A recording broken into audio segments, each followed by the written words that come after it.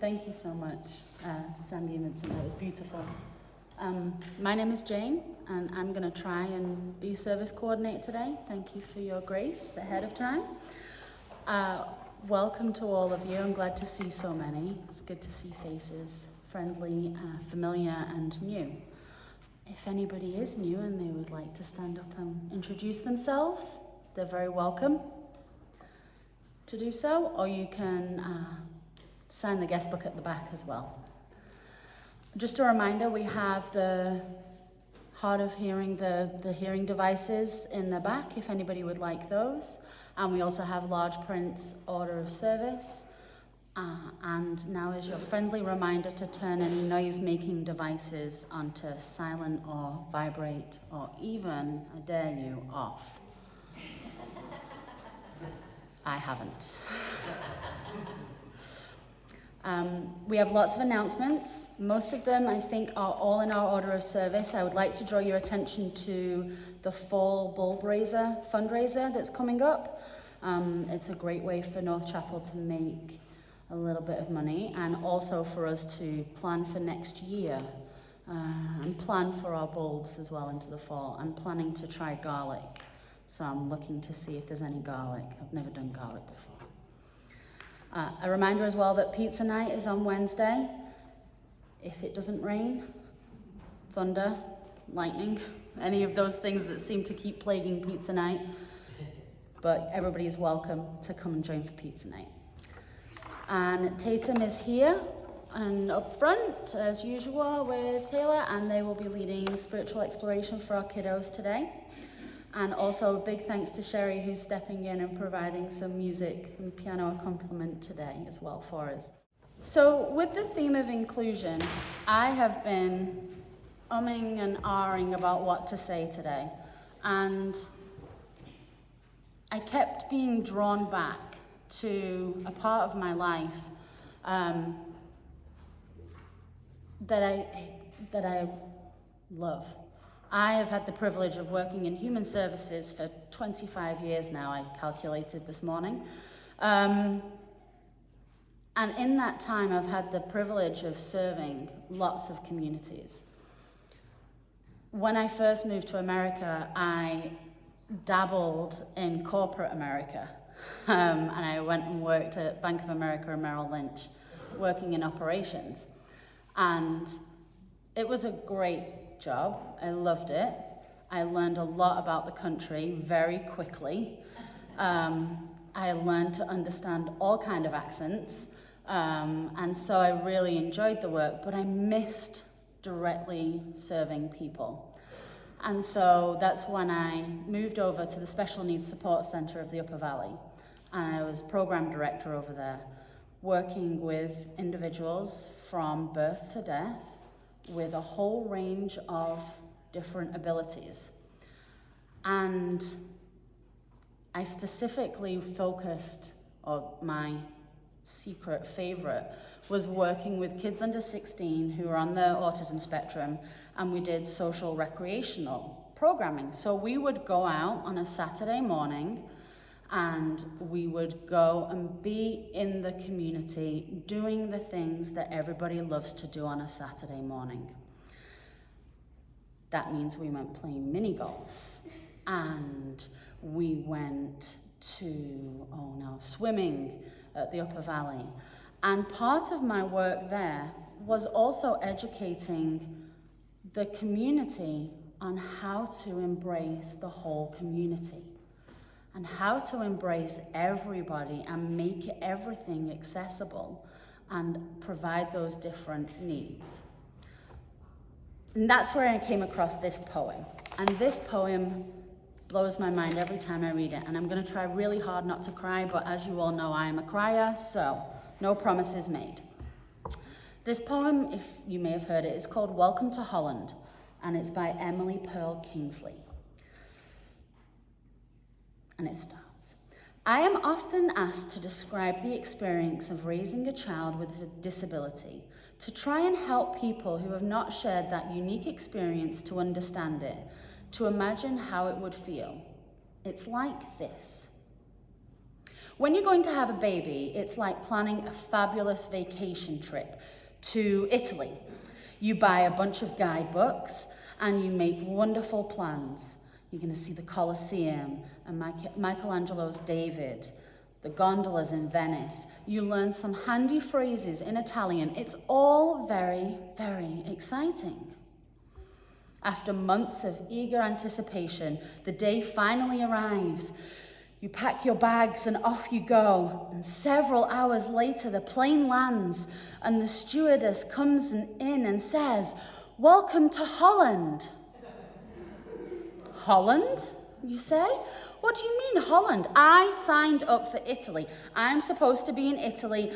All my life, I've dreamt of going to Italy. But there's been a change in the flight plan. They've landed in Holland, and there you must stay. The important thing is, you haven't landed in a horrible, disgusting, filthy place full of pestilence, famine, and disease. It's just a different place. So, you must go out and buy new guidebooks, and you must learn a whole new language, and you will meet a whole new group of people you would never have met. It's just a different place. It's so slower place than Italy, less flashy than Italy, but after a while, after you've been there for a while and you catch your breath, you look around and you begin to notice Holland has windmills. Holland has tulips. Holland even has Rembrandts. But everyone you know is busy coming and going from Italy. They're all bragging about what a wonderful time they have had there. And for the rest of your life, you will say, yes, that was where I wanted to go, or I was supposed to go. That's what I had planned. And the very pain of that will never go away, because the loss of that dream is a significant loss. And if you spend your life mourning that fact that you didn't go to Italy, you may never be free to enjoy the very special, very lovely things about Holland.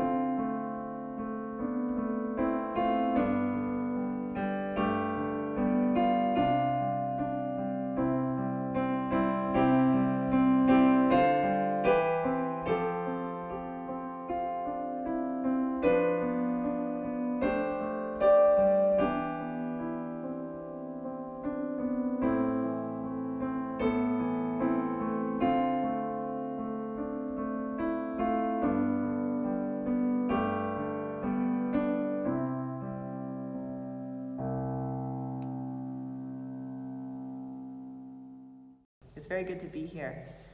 I'll start. I'm Jenevra. I'm the executive director at Sustainable Woodstock. We are a nonprofit here in town that actually came out of this building, North Chapel. The members here founded Sustainable Woodstock back in around 2009. You might know about us because we host window dressers here every fall in your basement downstairs, where we build insulating interior window inserts for low-income people who live in Woodstock and the surrounding towns. This year we're doing that November 6th to November 12th. So if you're around, we would love you to help us or donate food or anything like that. My other quick plug is that we are hosting an e-bike library here this week. I saw it was on the back of your program, so thank you for that. Today is actually a demo day where you can just try an e-bike, take it on like a 10-minute ride or a little ride around town. That's from 12 to 6. And I'll probably go down right after this service. If any of you want me to, I'm happy to just get you on one to test it out. It sounds intimidating, but it's pretty fun. Happy to show you how the bikes work. My other note is that I was at a wedding yesterday and the music was really loud, and so I had to shout a lot. So my voice is a little funky today, so I'm sorry about that. I think those are all my plugs. I'm actually not really going to talk too much about my work with Sustainable Woodstock specifically today, although I think a lot of what I'm going to talk about is intermingled with my everyday job. But I'm actually going to start us off in Australia, which is a very far away country, because Australia has one of my favorite stories of climate change and science and storytelling. And I've been thinking about it a lot recently in relation to how I live my life today. So the British colonized Australia in 1788, and I think it's definitely worth just clarifying that that was not a peaceful process. It was a widespread massacre of Aboriginal people, theft of their children, dispossession of land.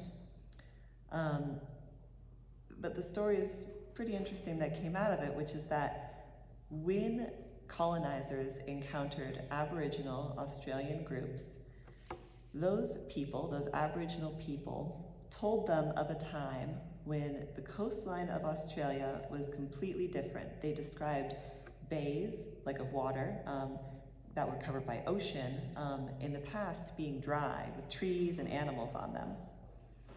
An 1859 report produced for the government, being by the colonists for the English government, described Aboriginal people recalling when that bay was dry, and the author of the report wrote that the Aboriginal people would point out towards the sea and tell them, quote, "Plenty catch kangaroo and plenty catch opossum there." And so this was a long-running story, and it took until 2015 to scientifically prove that, of course, the Aboriginal people were correct. 10,000 years ago, ice sheets and glaciers held a huge amount of the world's water because we were emerging from an ice age at that point. So as the ice melted, the sea rose, of course. Where else would the water go? And it rose a lot. It rose 200 to 330 feet. And I was trying to think of how to make that understandable. How can I understand that? How can anyone understand that? And I thought, well, your average home is 20 to 25 feet tall. So that's 30 houses stacked on top of each other. Is that helpful? I don't know. But the sea level in New York is another kind of interesting comparison. So in New York, it's risen about 12 inches since 1900. It's projected to continue to rise due to climate change by as much as 2.5 to 6.5 feet by 2100. So that's less than 80 years from now. And that sea level rise may mean that some New York City neighborhoods will be totally underwater in 80 years, most likely. And that's just 6.5 feet of sea level rise. Aboriginal Australian people experience 200 to 330 feet compared to what we're just looking at 6.5 right now. It's hard to conceptualize what an incredible shift in the environment that must have meant for those people living then. Thousands of acres were completely lost and submerged in the ocean. Estimates I found were 800,000, which meant that whole communities had to completely relocate where they had lived forever, and then renegotiate land boundaries with other tribes that were there. It's an incredible thought, and it's not, it was so life-changing that it was remembered from 21 locations all across the coastline of Australia, and colonists documented this when they arrived. All of those communities told of this time when sea levels rose, covered up their land, and tribes still today can point out to the ocean to places that were islands at one point, or just open land, and provide the original names of those mountains and landscapes, as well as sacred entities that, in their beliefs, still live there underwater. Try and conceptualize sea level rising so slowly over so many generations. I mean, generation after generation have to observe the sea level rise. They had to pass down the knowledge of what they'd noticed and what used to be. And all of that happened before information was written. There wasn't a written word then. So it all happened with oral tradition and storytelling. It's incredible, but before this 2015 study, researchers thought that oral storytelling and tradition could persist for maybe 800 years. The rise in sea level occurred more than 7,000 to 13,000 years ago. So that means that storytelling can persist for much longer, 10,000 years.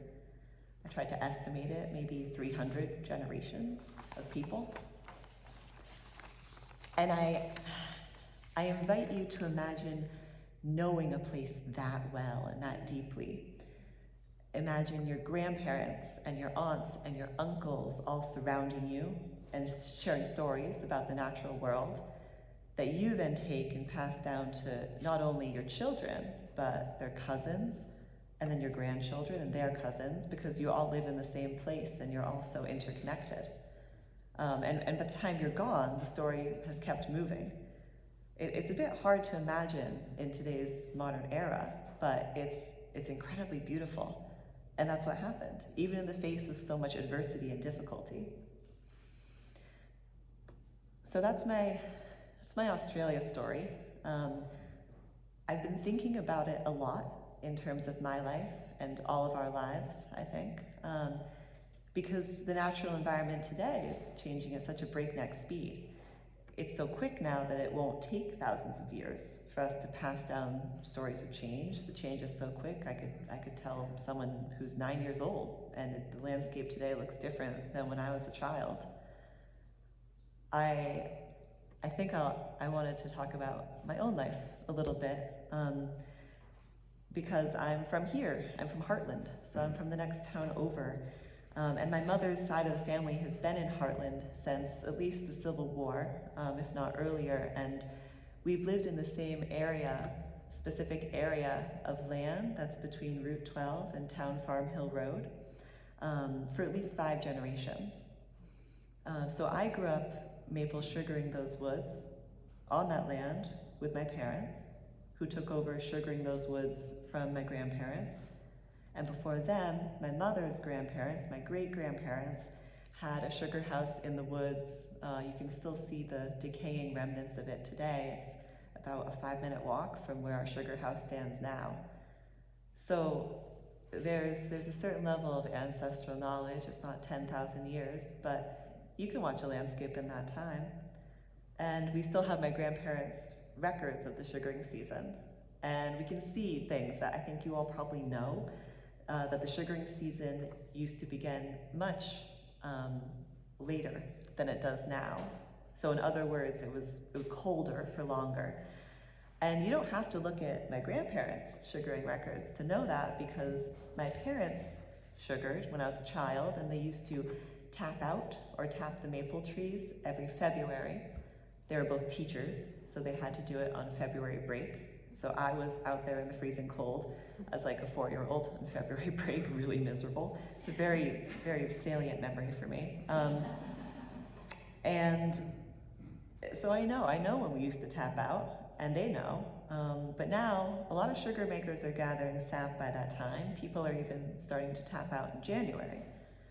The sugar content of the sap isn't as high as it once was. I think another fun Vermont fact you've probably all heard is that it takes 40 gallons of sap to make 1 gallon of maple syrup. It's not actually true all the time. It all depends on how much sugar is in the sap. We could get real technical here on this, but basically it's not as high as it once was because the hot summers impact the tree's ability to produce sugar. And what it means is that to get maple syrup in a reasonable amount of time and with a reasonable amount of money, you've either got to boil it forever to get it down to the level of sugar you want, or you need to have a very expensive and fancy reverse osmosis machine. We don't have that equipment, so it means boiling for longer. And my parents are in their late 60s. They say they're old. I don't know that they're old, but they say specifically that they're getting too old for sugaring because it's gotten harder with their age. And that is true. It's a lot of moving wood around. It's very labor intensive. And we still gather with buckets partially, so it's lugging buckets of sap. But I think it's good to call out that my parents aren't the only ones who have changed, because sugaring itself has changed and gotten harder. So I think that probably I'll be the generation that sugaring that land ends with now. Because I've watched this all happen, and I understand what I would be getting into to invest such a large amount of time into something that is changing so rapidly with climate change. And there's actually a word that sort of describes this experience. Maybe you've heard it. The word is solastalgia. It's a relatively new concept, but it's developed to give greater meaning and clarity to environmentally induced distress. So we think about nostalgia, so melancholia, homesickness, when you're separated from your home. Solastalgia is distress that's produced by environmental change impacting you when you are home. So you can still miss something. You can still miss your home, even if you're sitting right in your home, because it's changed. And I think maybe if you've lived in your house or in this town or in this landscape long enough, I hope you can connect to that and feel that in the ways that you almost miss a version of home that once was. For me, I miss a childhood where I actually didn't really worry about ticks. No one talked about ticks or climate change. And the days of wildfire smoke were just not even important to me as a kid. No one talked about that either. But we're still sitting in exactly the same place we were back then. I still live in the same landscape generations of my family's lived in, but it's different. It feels different because it's changed without me being there along with it. Solastalgia, it's a really helpful word, I think. And maybe after everything I've just said, and considering my current job, working for an environmental nonprofit, it would surprise you to know that I actually wasn't and didn't think of myself as an environmentalist for a huge portion of my life, for my childhood. I didn't get it, really. I had no education on climate change until I went to college, really. I'm 30, but even when I was in high school, it wasn't really taught in most classes. And when I went to college, it was not the science of climate change that interested me. I don't think it's usually science that hooks people, unfortunately, probably.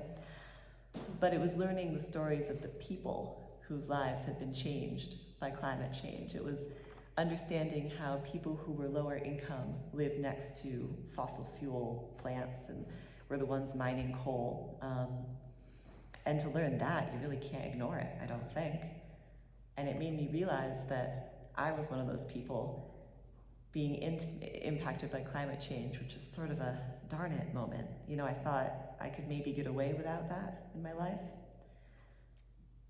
So I've been thinking a lot about my experience and the story I told you of Australia and the Aboriginal people. And I think you could take a lot away from that. Some things I've taken away for myself is that people before us have experienced terrifying and massive changes to climate. It's happened before. You know, climate change, human-caused climate change is unique. We're doing this is what's causing these big changes now, but Aboriginal Australian people experienced horrific sea level rise. And they took that and they told stories and they passed down knowledge. And I think that speaks to how beautiful and important storytelling is as well. And then the importance of observing nature and observing the land and being connected. And I think that's something any of us could work on. And I think as a culture, maybe we've a bit, this is sort of, last month your theme was sort of on this topic, and that's when I was originally asked to speak. And I just decided to keep the theme because I really loved it. And it made me think, as a culture, we've forgotten who we are and where we are. And those two things should be so inextricably linked. They should be nearly impossible to separate from one another. I think our identities should really be based in the land and the place we inhabit. So what does that mean? The obvious things. It means knowing the basics of what's around you. Do you know what invasive species are around here? Do you know what native pollinators are around here? Quick plug, we're doing a talk on pollinators, August 28th with Sustainable Woodstock. You can come. It's at the East End Park where we just put in a pollinator strip. How cool is that? What's the history of the place we live in? Who are the indigenous people? What's changed the landscape here in the past in Vermont? It's pretty obvious. Sheep farming in the 1800s deforested 80% of our landscape, and now we're one of the most forested states. And also good things. There are a lot of good things that you can think about. In that deforestation, wild turkeys just didn't exist anymore in Vermont. They disappeared with their habitat. And they were reintroduced in 1970. I didn't know that until I was an adult because I grew up with turkeys. But I mean, who hasn't seen a turkey lately? They're everywhere. That's pretty cool, actually. We can have really impactful and beautiful changes to nature that we bring about ourselves. And I think it's important to call out not just the natural world, but also your community of people. Have you gathered sap? Do you know what a tedder is? Have you helped haying? Have you thrown square bales? Boy, is it hot and not fun. But also, that's our community and that's our connection to landscape in a lot of ways. Or have you walked around with your forester, right?